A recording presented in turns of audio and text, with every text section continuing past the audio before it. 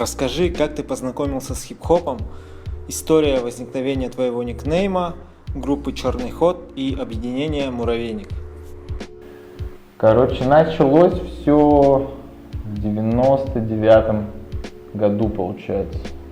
Ну, даже, можно сказать, наверное, в 98-м, когда мы слушали в то время с Кокрошем. Ну, тогда еще не с Кокрошем, тогда были Игорь и Никита просто. Мы слушали группу Prodigy очень усердно, очень обильно покупали все различные мерч группы Prodigy, футболки, подвески, банданы, балахоны. Короче, с головы до ног были Prodigy. И были типы в то же время, кто слушал рэп, одевался с головы до ног в Onyx, там, ну, типа Nature, Public Enemy. Кто-то слушал Нирвану. Вот нам ничего кроме Prodigy вообще не заходило, только Prodigy, прям вообще. Вот The Fate of the Land альбом, просто наше было все. А потом пришел русский рэп. Мы услышали трепанацию Черепа 1. И конкретно, ну, у каждого была своя песня, наверное, с которой он пришел в жанр. У меня это был трек «А нам насрать» группы БТЛТ. Я вот просто его услышал, и у меня вот... Я слушал до этого Ониксов, уже, по-моему, Shut 'em Down тогда уже был альбом. Я слушал, у меня как-то вообще он мимо меня проходило все. Просто, ну, послушал, да послушал, чего нет. Я про диджит, какой вообще Оникс. Вот, а я услышал именно трек «А нам насрать», и у меня как будто что-то прям вот щелкнуло внутри. Прям жесткий такой щелчок был, бах. И я понял, что вот оно. И все, и потом уже как снежный ком покатилось. Трепанации, там потом уже Ритму, Дерево жизни группы начали нравиться.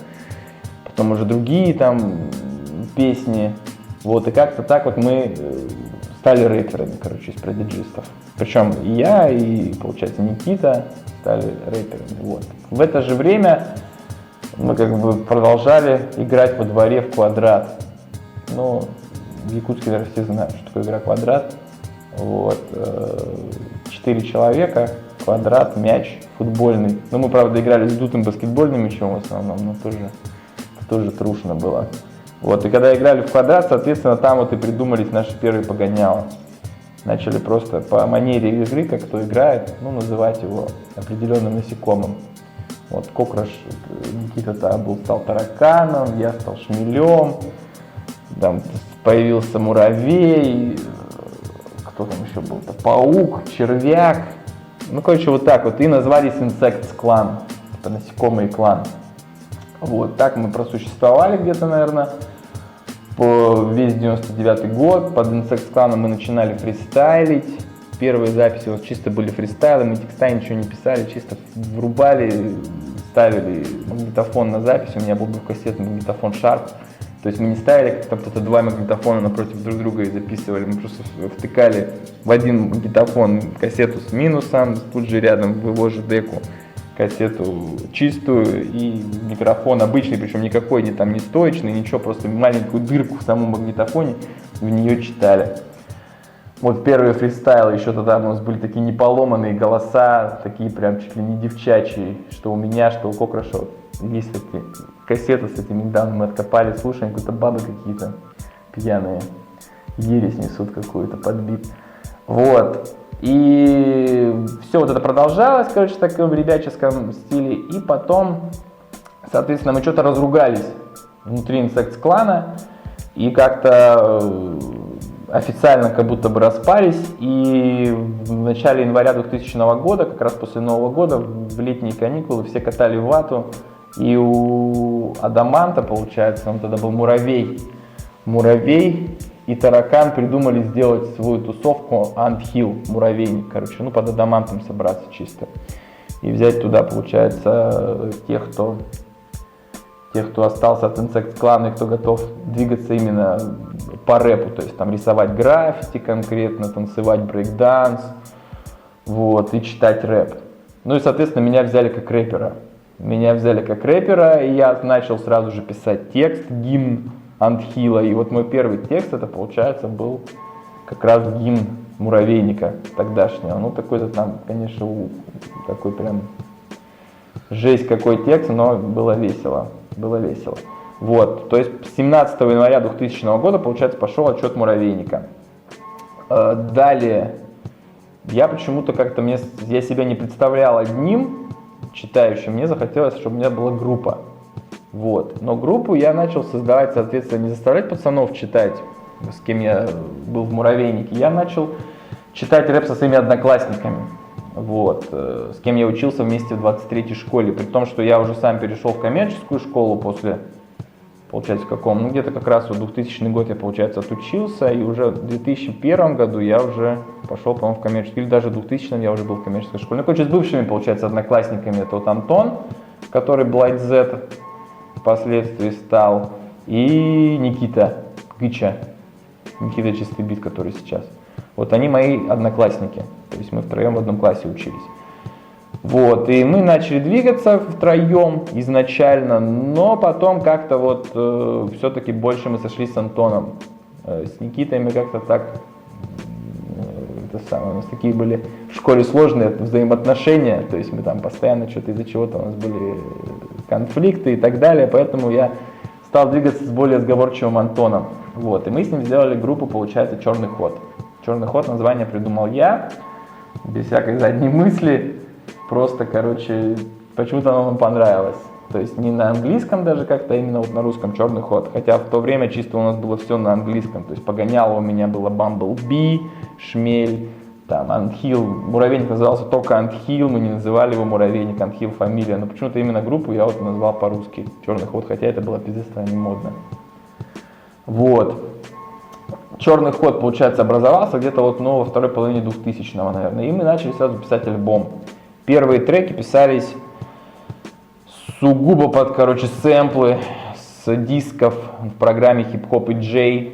Вот мы там компилировали минуса как-то быстро, ну и писали треки просто. То есть там первые песни были, конечно, примитивные, но как-то сразу, в принципе, ничего не отсеивалось, сразу все писалось в альбом, который потом вышел, назывался «Во мраке подземелий». Все сразу, потому что как бы я как-то сразу вот с начала своего рэп-пути как-то у меня, не знаю, не взял, наверное, за правило, как-то для меня было дико вот писать песни, и чтобы они никуда не входили, чтобы они просто куда-то уходили в стол, чтобы никто их не слышал. Я так не мог, то есть у меня какое-то чувство, наверное, самолюбия или гордыни ничего не позволяло куплету просто так пылиться, я его обязательно должен был выпустить, чтобы он где-то остался в памяти, в аудиозаписи. Вот, ну и получается мы начали писать альбом вдвоем, ну в то же время фитовали там вот с Гычей, получается, он тогда был DNA, MC DNA, что Дмитриев Никита Александрович, поэтому был DNA. Вот, а Blight Z был, Blight Z, я даже не помню почему, потому что это просто прикольно звучало. Ну хотя под этим вообще, по-моему, ничего, никакой не было подоплеки, просто мы придумали прикольно звучащий никнейм Blight Z. И все. Вот, начали писать альбом, ну и в процессе записи альбома как-то я стал понимать, что Blight Z все-таки не горит этим так, как этим горю я. То есть у меня не было своего компьютера, мы все это писали у Blight Z, у него был комп, у него был микрофон, вот, и как-то у него было то одно, то другое, я чувствовал, что я не реализуюсь, чувствую, что мне не хватает, в итоге я начал склонять Кокраша к тому, чтобы он тоже начинал читать рэп.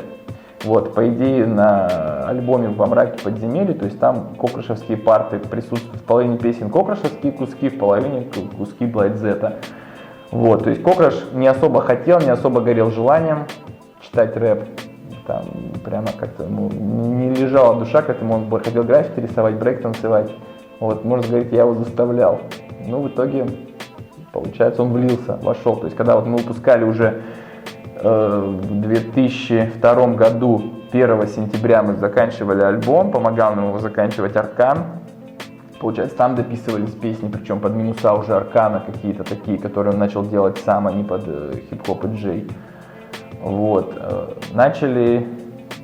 Кокраш уже начал конкретно вливаться в жанр.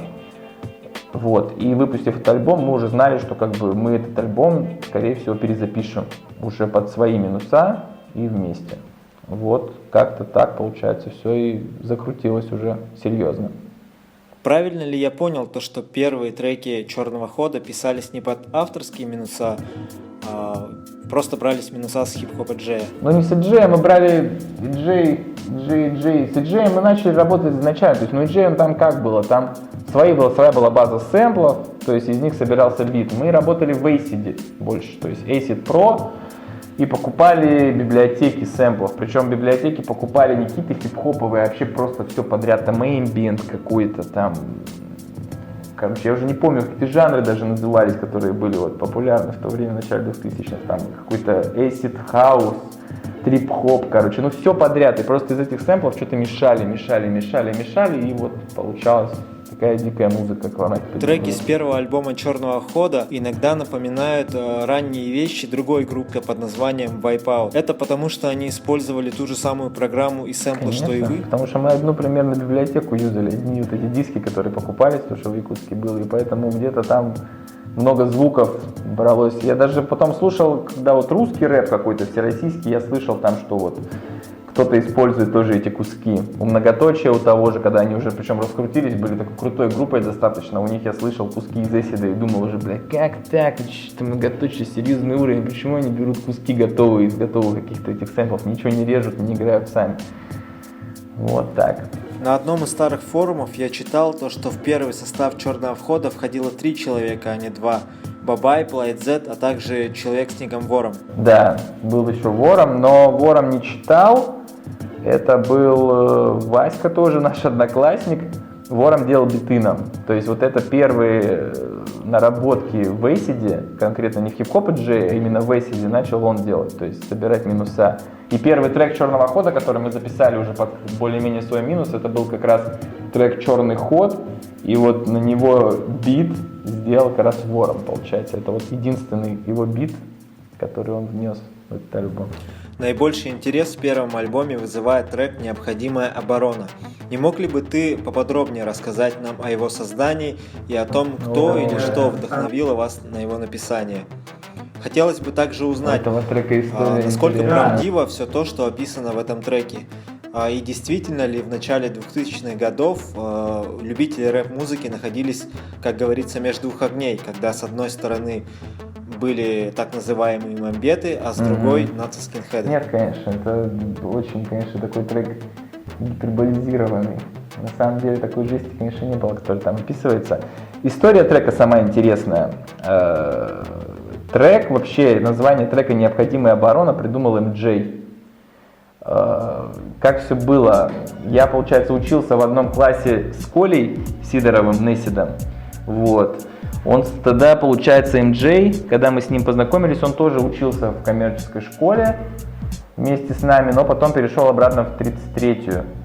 Вот. И трек «Необходимая оборона» придумал он, потому что когда мы как бы начали с Колей общаться как одноклассники, там Коля узнал, что мы тоже читаем рэп, вот, а МД параллельно был соседом по даче на Сергеляке с Арканом и с Гычей. И то есть как-то вот так вот с двух сторон, как-то мы так вот подошли к какому-то общению, и МД уже на правах как старшего товарища, человек, который делал свои минуса, делал свои биты, ну, видимо, решил нас как-то затестить. И позвал нас себе на 202-й записать трек. Вот. Я уже не помню, честно говоря, как было. Мы пришли и на месте начали писать текст, или заранее у нас была какая-то тема. Но я помню, что мы пришли к МД втроем, я, Блайт Зет и Гыча. Он там сидел с каким-то товарищем своим, писали какие-то треки. Мы сначала сидели в сторонке, просто в шоке вообще от того, что происходит, от того, в каких программах он там работал. Он там уже что-то в Cool делал, короче, так все серьезно. Там своя какая-то авторская музыка у него уже была. Вот. И в итоге мы просидели, ну да, я не помню, то ли у меня был текст, то ли я текст писал, пока вот мы сидели у МД, я писал этот текст. Ну то есть он был не такой длинный, как вот в итоге, а покороче. Мы это даже записал какой-то парт свой МД, вот. Ну и как-то дальше этого ничего не пошло. Тема подзабылась. И потом в итоге мы эту тему раскрыли сами, потому что решили, что типа, что тема будет пропадать, сделали свой бит на нее в Acid и записались. Ну а текст, если смотреть, ну он просто больше такой, конечно, не сталкивались мы с тем, что там описано в этом треке. Такой жести не было. Даже как таковых мамбетов, которые там описываются, это тоже вот такой образ, как собирательный, наверное, придуманный больше, потому что не было такого тогда. И то, вот, наверное, как-то настроение этого трека задал изначально нам MJ, и мы уже потом под это настроение написали свои текста. То есть, может быть, собственно, со своей собственной подачи мы бы не написали даже этот трек. То есть, можно сказать, продюсером трека стал MJ, хоть он в итоговой версии его никак не осталось, но все вот это настроение, все, наверное, пришло от него. Потому что он такой, можно сказать, наверное, с урбанраймовской темной стороной хип-хопа. Мы какие-то другие песни в основном писали. А эта песня выросла именно из урбанраймовской темы, наверное. Я думаю, так. Перейдем ко второму альбому. Интересует вопрос, почему первый альбом – это отличный пример российского рэпа, а второй – это отличный пример уже якутского рэпа? Было ли это причиной смены состава? Заметно, что группа сильно изменила свой звук. К примеру, Бабай и Blight Z – это был тандем, они всегда звучали почти одинаково и имели схожие направления мысли в текстах, а Бабай и Кокраш – это два разных человека с абсолютно разными стилями. Почему альбом называется «Исправив старые ошибки», так же как большинство треков на нем – это переделанные треки с первого альбома с теми же названиями? Был ли ошибкой первый альбом группы и как может сильно измениться человек всего за 1 год?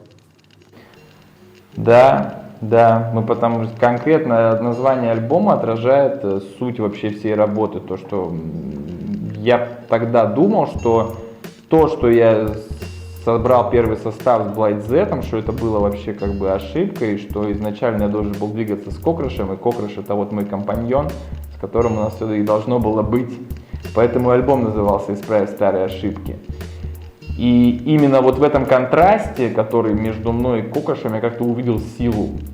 Потому что с Blight Z мне казалось, что мы просто как эти были как повторяющие друг друга товарищи. То есть он читал, я читал, и как-то это все становилось как единая какая-то масса, мне казалось. Вот, например, есть примеры групп, когда вот слушаешь, допустим, MC и не отличаешь, где читает один MC, где читает второй MC.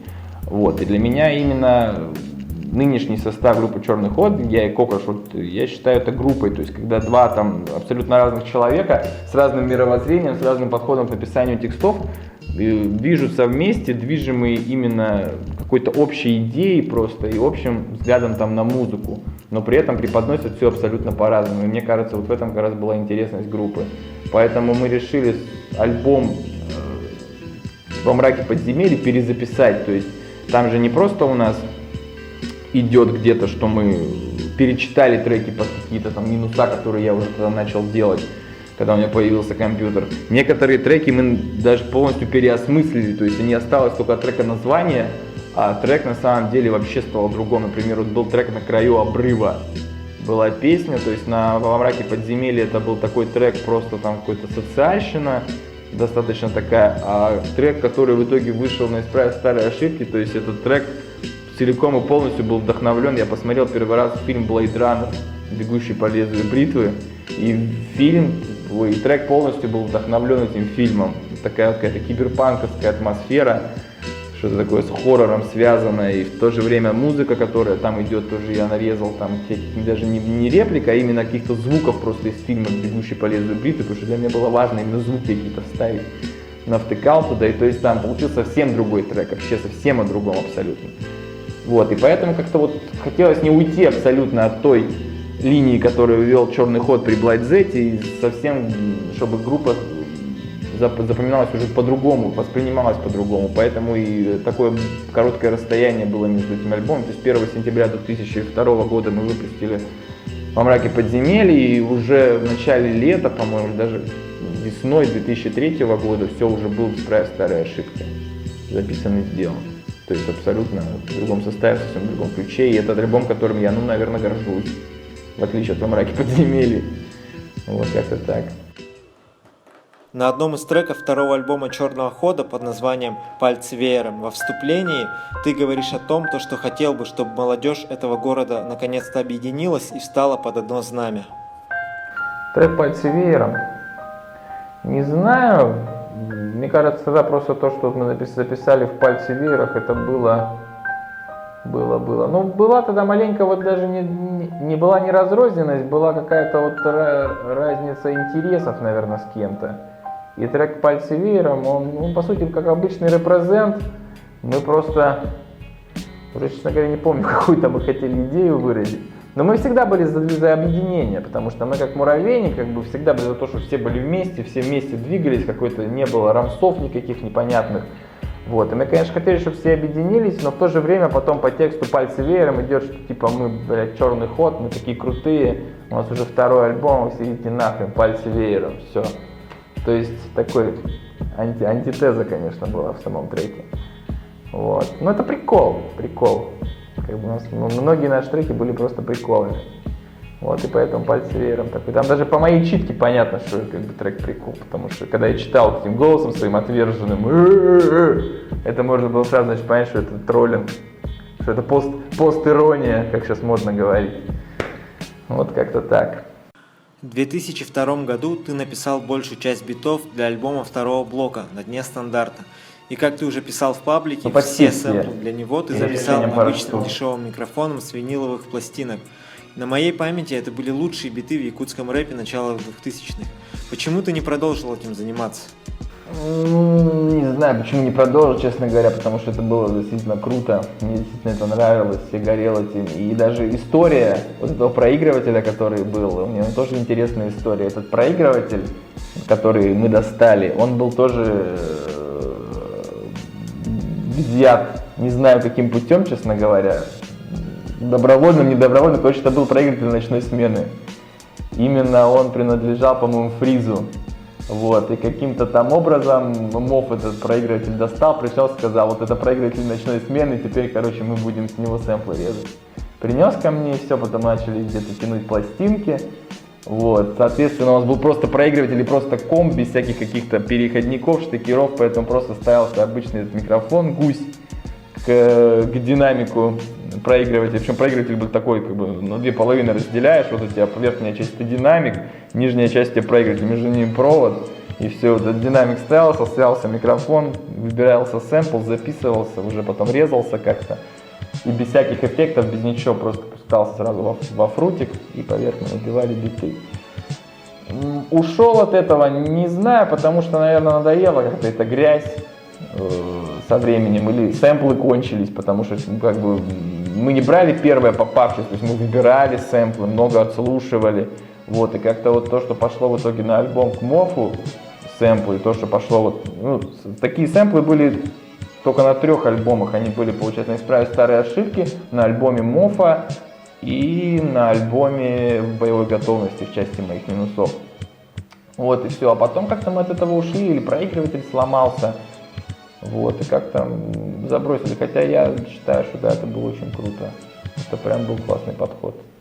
Как появилась группа «Избитая тема» и к чему это привело? А также интересует ваш конфликт с группой «Ночная смена». Да, появилось все по приколу, просто мне сказал Крот, вот, давайте создадим какую-нибудь общую группу из самых крутых МС. Вот, из каждой тусы будет по одному МС, но почему-то из Sweet Tom Brothers вошел полный состав, Валек и он, вот, и там был я, и, по-моему, там был Родный еще, да? Да, Родный был из группы «Ответ всем», Саги. Вот, таким составом, получается, вроде как должна была группа функционировать. В итоге первый же трек, который Крот записал и сказал, что это избитая тема, это был дис на «Ночную смену». Вот, и как-то я даже не думая сразу вписался в этот трек, потому что что-то, ну, мне тоже не нравилась группа «Ночная смена» тогда, как бы не было какой-то личной конкретной неприязни, было как бы не очень отношение именно к творчеству, потому что не нравилась как бы музыка, которую они делали, не нравилось тексты, как они исполняли, мне как-то мне это все напоминало вот первый черный ход, вот эту вот какую-то кустарную деятельность, непонятную, без души, без ничего, с какой-то такой синтетической сильно музыкой, которую Сейф играл на самом деле. Он начинал-то он нормально, он сочинял музыку, то есть с нуля, это было круто, по сути, но тогда я этого не понимал, я думал, что это за фигня вообще, почему так? Вот, и, соответственно, когда мне Крот сказал, давай пишем на них дис, я вот тот дис конкретно, то есть писал вообще легко, вообще просто, то есть он у меня родился вообще с лету, потому что все мои претензии, которые у меня были, я просто их зарифмовал и выдал, и показал. Ну я сказал, что получается, да, что была конкретная у меня претензия к музыке, я, в принципе, изложил, то есть я как-то каких-то личных обид там не выказывал в группе, начиная с смены, у меня была вся претензия к творчеству, и, в принципе, в куплете это все отразилось. Вот, и потом, когда мы уже с Сейфом спустя время там говорили, Сейф говорил, у тебя действительно крутой куплет, и там после твоих строк я действительно о чем-то задумался. Вот. А если говорить там про ответ ночной смены, то я что-то, честно говоря, даже не помню, что там было. Вот, по-моему, он был как бы в конве всего творчества, то есть какой-то такой общий. То есть каких-то панчей я не помню, потому что обычно я там запоминаю панчи в свой адрес, а там я что-то ничего не запомнил. Ну, конфликт был такой, конечно, балалаечный. Крот был мастер хайпа в начале 2000-х годов, умел раздуть на пустом месте. Название STB расшифровывается как Sweet Town Brothers. Почему группа называлась именно так? И известно ли тебе, почему Якутск фигурировал в некоторых треках якутских рэперов как «Сладкий город»? Я тоже не знаю. Я никогда не задавался как-то этим вопросом. Sweet Town Brothers и все. Я вообще даже не понял, что Sweet Town это этот самый, что это именно сладкий город, братство. Я почему-то думал, что Sweet это святые. Вот у меня как-то так в голове отложилось, это уже потом я узнал, что святые это Saint на самом деле, а Sweet это сладкий. Я думал, что это святой город, святое городское братство, что-то у меня такое. Я поэтому никогда не спрашивал. А когда сладкий город узнал, сладкий город и сладкий город. Мне кажется, это все пошло от Фиши. Это, наверное, он придумал, мне кажется, Крот уже, или вместе они придумали, они же вместе двигались. Почему-то придумали. Может, потому что у Крота сладкий голос, поэтому и город сладкий. Про группу «Четыре района». Кто в нее входил и насколько правдиво название этой группы? То есть это были 4 реально существующих района или это просто было нечто вымышленное? Также было бы интересно послушать про ваш конфликт с Союзом молодежи. Группа 4 района, по сути это было 4 района, это был район, наверное, STB, это был район 18-го магазина тогдашнего, сейчас я не знаю как это, или как он тогда конкретно назывался, это 18-й магазин дома, в котором жил Крот. Плюс это был наш район, где тусили мы, это вот 46-й Петра Алексеева, 4-6 дома. Я, наверное, думаю, что это был еще 202 район группы Сага. И 4-й район, хрен знает, я не помню, кто был в 4-м районе. Факт, что название было не просто так. Наверное, 4-й район был Сайсары, потому что оттуда был Гриф. Может быть, поэтому 4 района. Вот.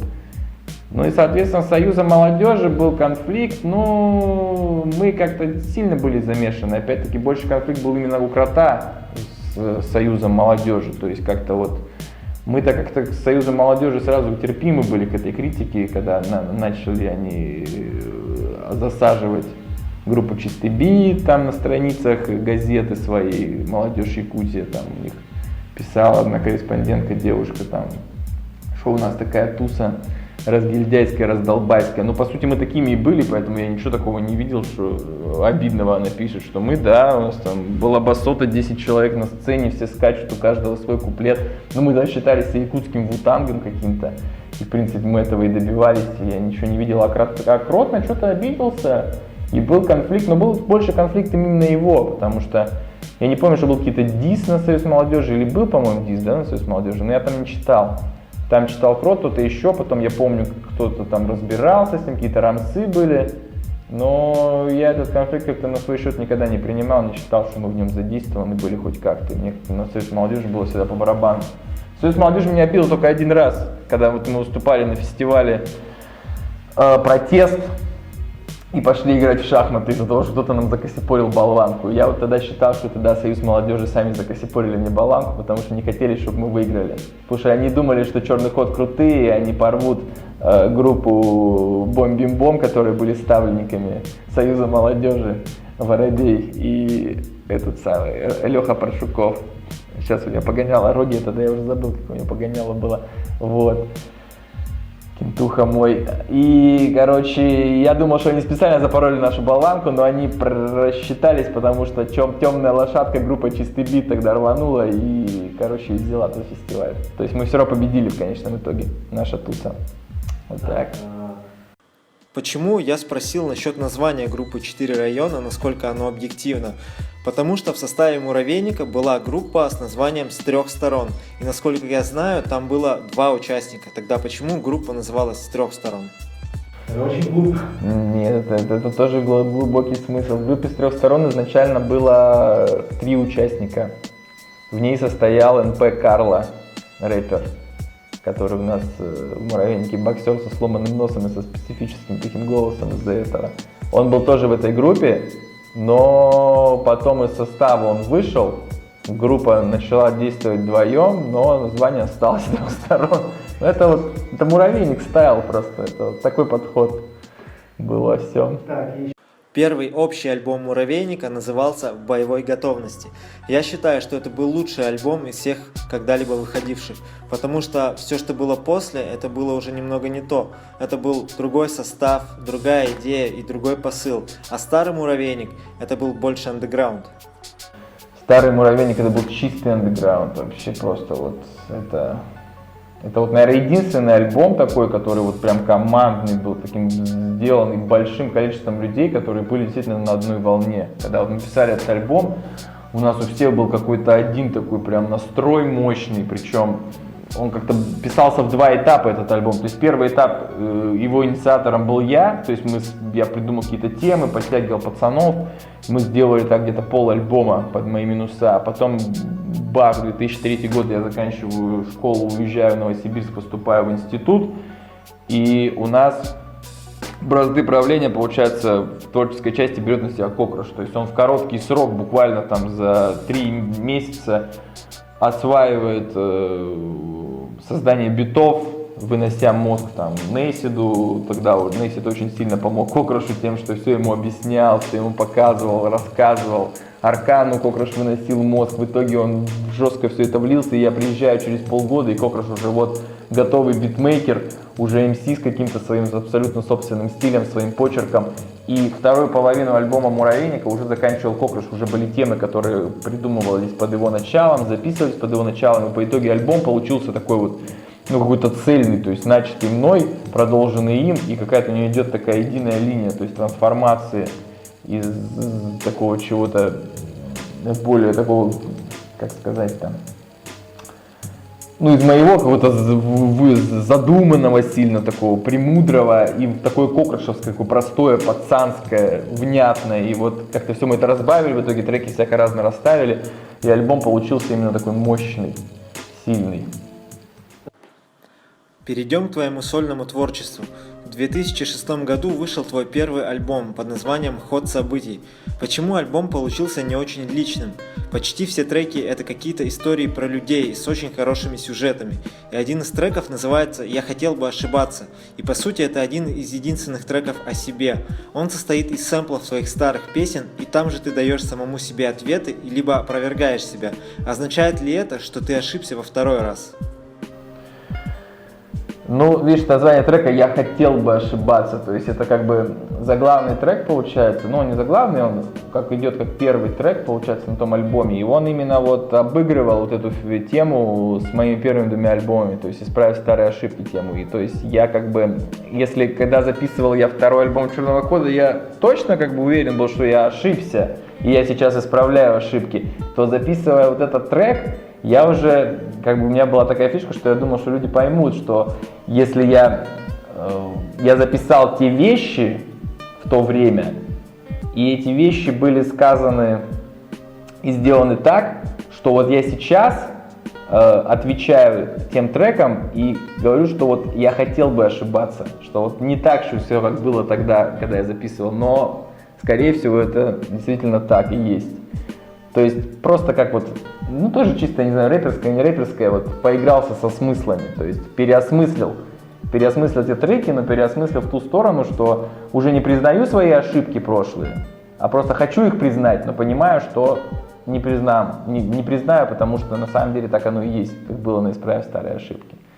Вот так. Но я бы не сказал, что это прям такой вот единственный мой личный трек на этом альбоме. Там еще были, в принципе, в некоторых песнях там есть мое личное. Вот такой не забывается был трек, очень личный для меня, потому что этот трек был про смерть дорогого мне человека, дедушки моего. Я его записал. И причем та версия, которая попала на альбом, она была не исходная. Исходная версия существует с куплетом Грифона, с куплетом Саена из чистого бита и Гычи. Вчетвером мы читали этот трек, по-моему. Вот. А потом уже для альбома мы чисто оставили версию с Гычи, и Кокраш там бит свой сделал на этот трек. А остальные треки, да. И само название «Ход событий» было тоже вот обусловлено тем, что просто как бы судьбы других людей, там, и причем у меня такой, как идет такая переплетающаяся история, то есть в одних треках всплывают персонажи из других треков, и все это объединяется в какую-то единую историю одного какого-то такого города, долины прокаженных, где все эти люди живут. Ну, то есть такой альбом. Горгород якутского рэпа. Твой второй альбом «Две буквы Б» получился намного более личным, чем первый альбом. И является ли трек в обойме твоей автобиографией? Нет, трек в обойме не является моей биографией. Вот именно что да, на альбоме получается «Две буквы Б» это был сугубо личный альбом, и там вот всего лишь одна песня, которая была не обо мне, это в обойме. Все остальные треки как бы я писал от лица своего персонажа, то есть я, и когда конкретно я садился писать этот альбом, я подумал, что «Ход событий» был альбом о других людях, мне нужно записать альбом о себе. Вот, и выбрал его писать не под свои минуса, а писать под минуса Аркана, совсем немножко в другом ключе, в другом стиле, и вот, ну тоже альбом получился такой цельный, монолитный. В обойме просто, как бы, трек в обойме даже появился на этом альбоме только благодаря биту, который я услышал у Аркана на сэмплере битов, который он мне кидал. Я там услышал трек в обойме, и поэтому он появился на альбоме. То есть, по сути, он как бы, может быть, и не появился, если бы не было бы такого интересного бита, с которым я решил поиграться как-то. В середине 2000-х годов появился такой жанр, как саха-рэп. Твое отношение к нему и принимал ли ты какое-либо участие в этом? Ну, в становлении саха-рэпа я вообще никакого участия не принимал и какого-то внимания никогда не уделял. То есть я как-то к саха-рэпу никогда не относился серьезно, потому что саха-рэп вот в самом начале его пути, он был как-то вот построен целиком весь на наследии ночной смены, я считаю, вот на этих вот минусах сейфовских, на всей вот этой вот движухе, и как-то все, что строилось вокруг того, что мне не очень нравится, как-то я к этому никак и не относился. Я видел вот этот хайп, конечно, вокруг Джиды, когда все это началось. И люди там мне рассказывали, что вот Джида такой-такой, он такие вещи говорит. Я понял, что это, наверное, что-то серьезное, что-то великое, но относиться к этому как к музыкальному жанру, который может меня там впечатлить и удивить, такого не было. Серьезно к саха-рэпу я начал относиться только уже, наверное, когда я вернулся в Якутск. Уже мы начали как-то так общаться с Джидой, в принципе, я начал видеть людей, которые выросли на саха-рэпе конкретно, которые там вот мне рассказывали, как вот жанр формировался, то есть увидел какую-то историю, чем жанр оброс, во что он трансформировался. Вот это, да, меня уже прикололо, и как бы я сейчас саха-рэп достаточно котирую, то есть есть там интересные персонажи. Что представляет из себя «Муравейник» сейчас? То есть на протяжении всей истории туда приходило много людей, еще больше уходило людей из состава. Где все эти люди сейчас, чем они занимаются? Расскажи нам поподробнее об этом. Мы, в принципе, все, кто пришел в «Муравейник», и все, кто ушел с «Муравейника», никто не ушел оттуда там с боем, с каким-то там врагами там кровными, с конфликтами. Основная причина, почему люди уходили из «Муравейника», было то, что мы не могли всем уделить, наверное, должного внимания. Потому что «Муравейник» это всегда была, как все ребята говорят наши, это была группа Кокраша. И это как бы и те, кто разделяет мнение Кокраша. Вот. Хотя, по сути, я считаю, что это было не так. Просто людям надо было больше вносить своего в группу, и тогда бы все, может быть, было бы и по-другому. Вот. Но если даже смотреть на тот же Wu-Tang, то тоже группа, по сути, какая она была монолитная там в 90-х годах, а как потом она начала сыпаться за счет того, у каждого начались свои хотелки, свои претензии, свои какие-то вопросы. Точно так же и у нас кто-то считал, что Кокраш ему не уделяет должного внимания, не записывает его сольные треки, кто-то считал, что мы пишем не те песни. Вот. И просто настала, наверное, точка кипения тогда, когда Кокраш просто уверовал в то, что у него будет то, что вот когда вот начался 2008 год, альбом «Стереотипы рэпа», вот эта зожевская тема вся, вот тогда основная масса как-то и отсеклась, люди вышли, вот, создали какие-то свои проекты, свои группы, начали что-то писать, что-то делать, что-то сочинять, сами уже на стороне, но сейчас, в принципе, на данный момент из тех, кто вот в «Муравейнике», по сути, костяк «Муравейника», это вот сейчас 4 человека, кто что-то делает, это я, Кокраш, Жора и Адамант. Вот, Адамант, как всегда, типа, как константа «Муравейника», которая всегда была. Вот. А остальные ребята, в принципе, кто из «Муравейника» вышел, ну, почти никто сейчас не двигается. Ну, Мов вот в Новосибирске двигается, пишет, в принципе, там треки достаточно так мощно, в рэпе по-прежнему остается. Плюс кто? Ну, Сквич в Питере занимается поэзией, пишет стихи, такие пересекающиеся с рэпом.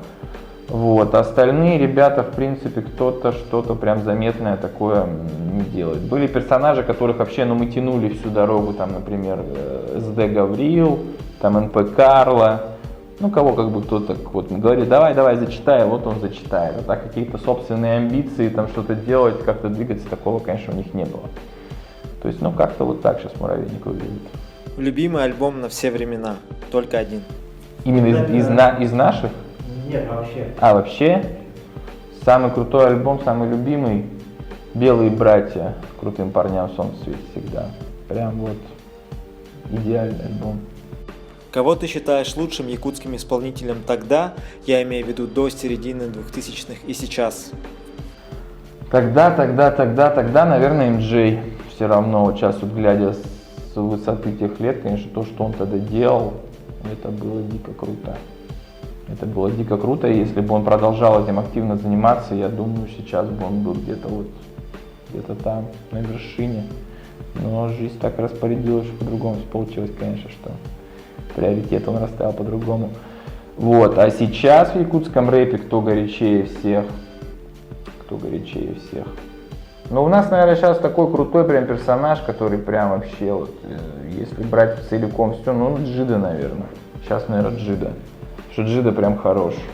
Он, наверное, единственный такой прям, ну, вот артист прям конкретный, герой жанра, который что-то для жанра сделал, продолжает для него делать. А среди русскоязычных рэперов, не знаю, такого веса МС я не вижу. Чем же, по твоему мнению, все-таки отличается якутский рэп от остального российского рэпа? Отличается, ну не знаю, мне кажется, отличается тем, что у нас была мощная база у якутского рэпа. То есть я не думаю, что в других городах, за исключением, может быть, Москвы, но и даже Москвы, наверное, не так, что у нас вот именно субкультура хип-хоп, которая вот зародилась здесь и пошла где-то вот 99-й год, вот в это время, она была очень мощная, она была прямо действительно захлестнувшая весь город с головой. Вот эти фестивали первые, которые были, то есть сам вот протест, Unity, хип-хоп лайфы, они просто были мощными, то есть на них были такой движ, такая энергетика, которая просто, наверное, всех, мне кажется, вокруг заряжала писать какие-то песни, что-то творить, что-то делать. То есть именно мощное хип-хоп движение, потому что я потом приехал в Новосибирск, когда в 2003 году, я увидел, что это прям вот роковый город, что там совсем рэп вообще просто на зачаточном уровне, и он где-то идет какой-то вообще дохленькой там субкультуркой, а город действительно роковый, то есть там вот прямо рок-музыка, все, блядь, это все наше, кругом одни рокеры, как-то вот было так, да. А наш город был сугубо рэперский, и вот именно эта вот мощная рэп-движуха как-то, она и сделала якутский рэп. Потому что якутский рэп, он изначально развивался в правильном ключе, он шел, получается, вот вот с этим вот золотым рэпом, который по всей России сейчас как бы считается вот, золотое время, там 90-е хип-хопа, Тупак, Бигги, и вот сразу он начал развиваться в этом ключе. То есть, ну, как бы, допустим, мы, может быть, как Муравейник делали не такой совсем рэп, мы что-то делали такое ближе все равно к русскому рэпу, российскому, вот, но, допустим, те же Урбаны, они начали сразу делать что-то такое вустенговское, что-то там, даже французского рэпа, допустим, там, Supreme NTM, что-то под них, вот, и за счет этого наш, как-то вот, жанр сразу сделал шаг вперед мощный, то есть не было какого-то промежуточного состояния, там, становления жанра, сразу, то есть какая-то конкуренция, сразу появилось много групп, которые работали в разных жанрах, там, и в то же время делали какое-то общее дело для хип-хопа, для рэпа именно в республике. И вот этот какой-то мощный такой напор, вот он шел, вот именно первая половина 2000-х годов, когда все вот это было сделано, и вот это действительно золотое время. И я думаю, сугубо это все было потому, что специфика региона у нас была такая, и плюс то, что у нас все равно здесь не Россия, у нас здесь больше Якутия. Вот, народ Саха сам, вот это как-то ментальность местная, вот это все сыграло роль, потому что где у нас, вот сейчас, если мы смотрим на всю карту России, где у нас самый горячий сейчас рэп? Казахстан, юг России, где там примесь Кавказа идет, и получается вот Якутия тоже, ну для нас, для всей России-то может и нет, конечно, но для нас, да, тоже мы считаем, что у нас мощная здесь база хип-хопа. Вот, я считаю, что именно все это за счет того, что вот, народности, получается, коренные народности и какие-то вот эти нюансы. Может быть, какое-то прошлое, там, что вот русские здесь не коренные, что они пришли сюда и здесь, может, какое-то было там маленькое угнетение, как у негров в Штатах, что есть, может быть, какие-то такие параллели, но, наверное, не так все равно жестко, конечно, это все было, но в этом мне тоже, кажется, что-то было от этого всего. Хотелось бы узнать твое мнение насчет дальнейшего развития жанра в нашем регионе. Дальнейшее развитие жанра. Ну, не знаю, мне кажется, с русским рэпом уже не будет ничего у нас такого бомбического. Он не будет уже какого-то уникального жанра, не будет какого-то уникального развития. Может быть, ну, появятся ребята, которые будут делать на уровне с Россией. Но какого-то своего чего-то, как, допустим, вот там появляются какие-то субжанры, там вот Мияги и Эншпиль, например, там на юге России своим рагамаффином начинают сейчас там штурмуют чарты, допустим. У нас уже, мне кажется, такого не появится именно в русском жанре. В Саха-рэпе, да, может быть, есть какая-то перспектива его развития, но развитие тоже только на регион.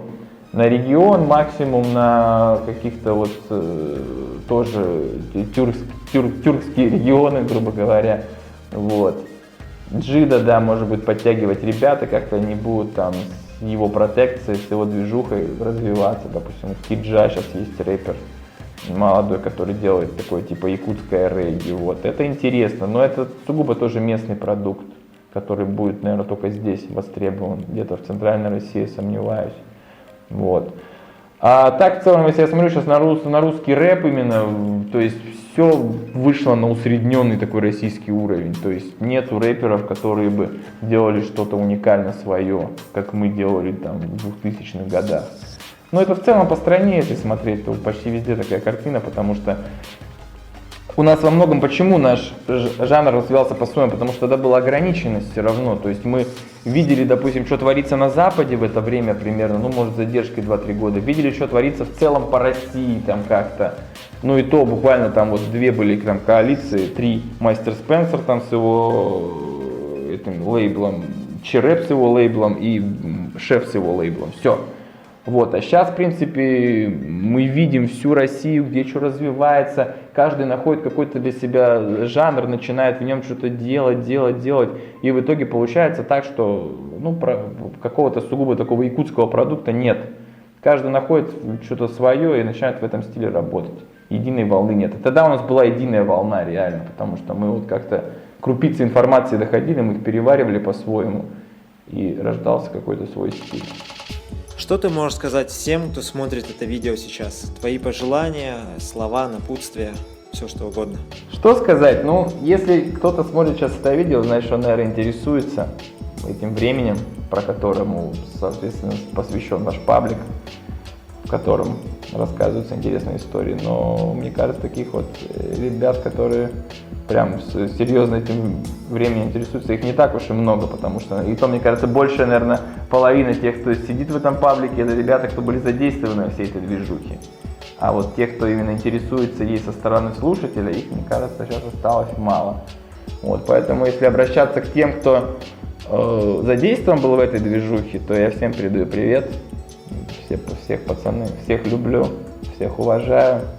Несмотря на все конфликты, несмотря на все рамсы, мы делали общее дело, и все было круто. А тем, кто просто слушал и продолжает слушать и котировать эти альбомы, я могу сказать, что цените то, что есть, и цените то, что вот у нас была такая история, и рассказывайте другим людям. Пусть другие люди знают, что у нас был такой жанр, был такой пласт культуры, который имеет вес и который очень важен.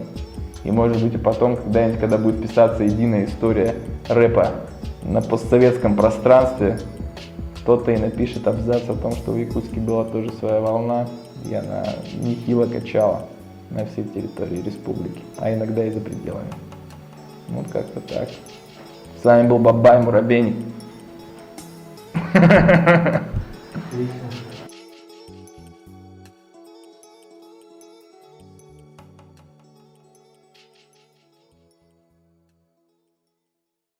Петлями крови, крылья птицы, все вяжут до боли, и знания скисли, и шакалы беснуются, лучшая доля нынче просто проснуться на пустом циферблате, стрелка секундная, все переплелось, клубок неблагоразумия.